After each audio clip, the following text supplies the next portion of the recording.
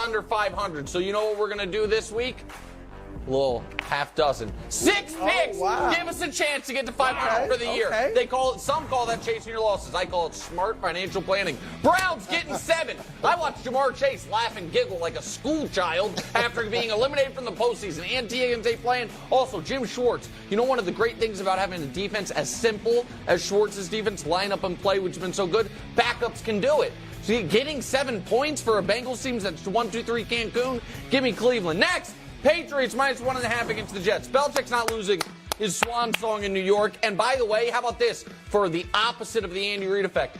Robert Saleh, with extra rest, meaning with more time to coach the team, worst coach in 20 years against the spread. Look it up, America. Next, Detroit minus 3.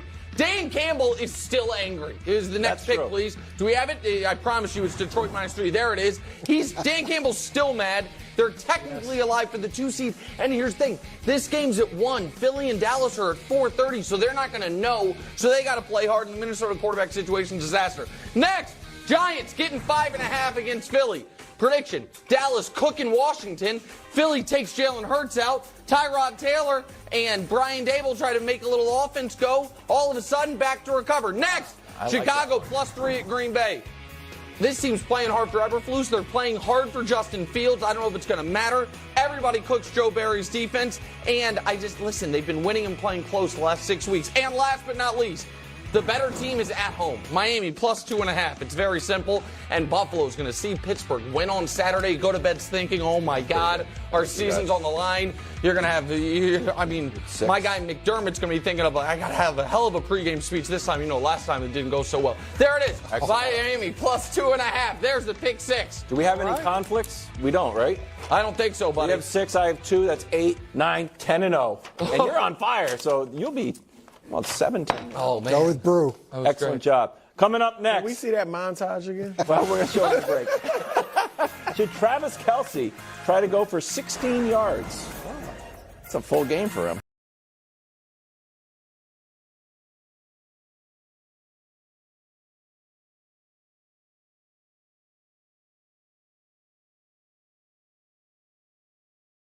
Now less than a field goal. Nick, who needs the number 2 seed more in this game, Buffalo or the Dolphins? There's no question about it. It's Buffalo. Buffalo has, because here's the deal. Buffalo goes into this game in a spot. I think they're going to go into this game winning you're in, losing you're out. But let's say I'm wrong about that. You know what I mean? Let's say that either the Jags lose or the Steelers lose, whatever it is. They still had to have been preparing all week as if our season is on the line. Mm-hmm. And I think they have played back-to-back very poor games. Now, Miami just played one poor game, but also got their best win of the year 2 weeks ago. And they're banged up, and you can rationalize if Miami loses. What's the problem is they're going to have to go to Kansas City, which I don't think they can win there. But I know a lot of people think they have a better chance of winning in Kansas City than they do at home against the Bills, which I don't totally understand, but it seems to be somewhat conventional wisdom here. Buffalo needs to have some true good feelings going into this postseason. And I know they're on the winning streak, but there's also really weird Stephon Diggs stuff going on. Coach was talking during the break about how we don't talk as much about the Bills we do the Cowboys. Mm-hmm. The Bills, the local reporter there, Tim Graham, was trying to ask about Stephon Diggs, and he said they ended the press conference. It was a digital press conference. Diggs hasn't spoken to the media in weeks, and nobody cares because it's upstate New York. A.J. Brown doesn't do it for 3 days. It's an international incident. And so I just think if they lose and sneak into the playoffs, they're drawing dead, Brew. So I think it's I agree with you that them getting the 2nd seed would be the vibes they need. All right. I mean, if they got the 2nd seed, it would almost erase what's been a nightmare season. I think it would. Right? And you go in there feeling like we got 11 wins. The way we got here was crazy, but we're here, and we had a better year than Kansas City. I mean, you could think at that point. So I agree with you there, but I just think with Miami, their only chance, and I don't think they're getting out of the AFC anyway, but their only chance of doing it is as the number 2 seed with home field for a few of those games. Buffalo, because they are so up and down, I do think they're not great on the road either, by the way, but I do think they're a team that because of the way they play and their nature that they could go on the road and beat somebody. I think they could. I'm not saying I pick them. They could go into Kansas City and win that game.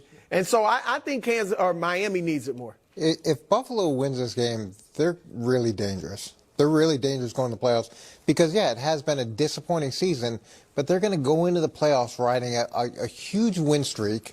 They're going to have clawed their way back to being champions again, which nobody gave them a chance to be 5 or 6 weeks ago.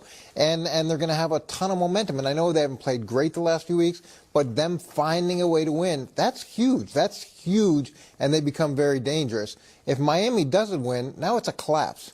They've lost 3 out of 5 games. They had the division essentially sewed up. They couldn't do it. Now they've got to go try to figure it out in the playoffs. It's a totally different equation for these two teams based on winning. It should also be noted that if the Steelers don't win, if the Ravens win, and then Miami wins this game, we're getting this game again in round 1.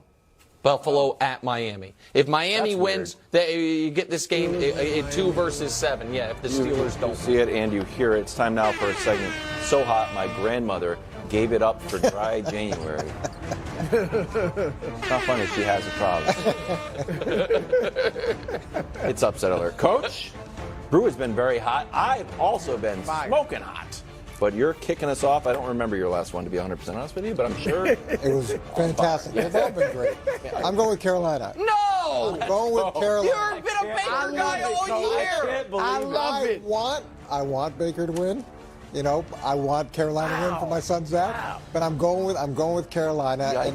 And I've got a few keys that I think Carolina can look at. And then the first one is they got to force Tampa to run the ball. That's the first and foremost.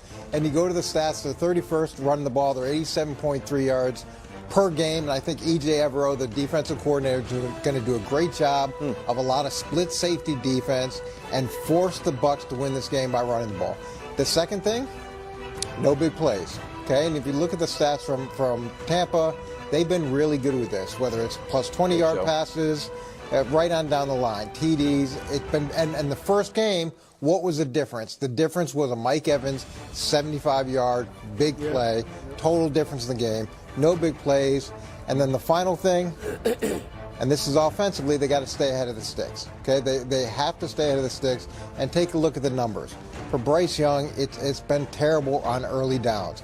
4.5, 51.3, right on down the line. And the way to do this is you're going to either run the ball or in the passing game, it's a lot of quick throws, wide receiver screens, things like that. Just give yourself a chance because the first time they played him, they were 3